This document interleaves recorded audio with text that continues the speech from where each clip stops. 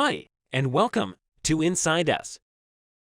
In this video, we will dive deep into muscular system and its role in the formation of human body. Without muscle, humans could not live. The primary job of muscle is to move the bones of the skeleton, but muscles also enable the heart to beat and constitute the walls of other important hollow organs. There are three types of muscle tissue. Skeletal muscle.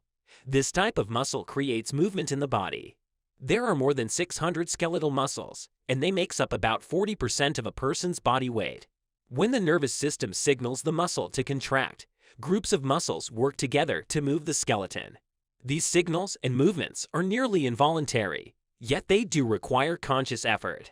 However, humans do not need to concentrate on individual muscles when moving. Skeletal muscle tissue is made up of a collection of muscle fibers wrapped in connective tissue sheets. There are three types of connective tissue sheets named for their location. Endomysium surrounds individual muscle fibers. It is made up of a delicate layer of reticular fibers and permits only small diameter nerve fibers and capillaries, thus acting as a site of metabolic exchange. Perimysium is a slightly thicker layer of connective tissue consisting mainly of type I and II collagen and surrounds a group of fibers. This fiber group is referred to as a fascicle or bundle. Fascicles are the functional units of skeletal muscle tissue. The perimysium contains slightly larger blood vessels and nerve fibers than those traveling through endomysium. Epimysium surrounds the entire collection of fascicles making up an individual muscle. This dense connective tissue made up of mainly type I collagen contains the neurovascular supply to the muscle. Cardiac muscle. Cardiac muscle is involuntary muscle. This type makes up the walls of the heart and creates the steady, rhythmic pulsing that pumps blood through the body from signals from the brain. This muscle type also creates the electrical impulses that produce the heart's contractions. But hormones and stimuli from the nervous system can also affect these impulses, such as when your heart rate increases when you're scared. It is capable of strong, continuous, and rhythmic contractions that are automatically generated. The contractility can be altered by the autonomic nervous system and hormones.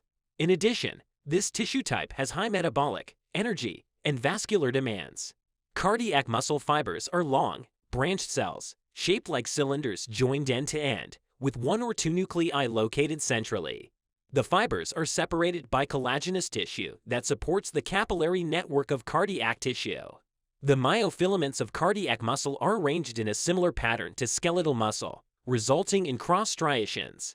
The fibers are crossed by linear bands called intercalate discs. These structures have two important roles. Firstly, they provide attachment points that provides the tissue with a characteristic branched pattern. Secondly, they allow cardiac muscle tissue to function as a functional syncytium. Essentially, the contractile stimuli is propagated from one cell to the next one, resulting in a synchronous contraction of the entire tissue section. Smooth muscle. Smooth muscle makes up the walls of hollow organs, respiratory passageways, and blood vessels. Its wave-like movements propel things through the bodily system, such as food through your stomach or urine through your bladder. Like cardiac muscle, smooth muscle is involuntary and also contracts in response to stimuli and nerve impulses. Muscle movement happens when neurological signals produce electrical changes in muscle cells. During this process, calcium is released into the cells and brings about a short muscle twitch.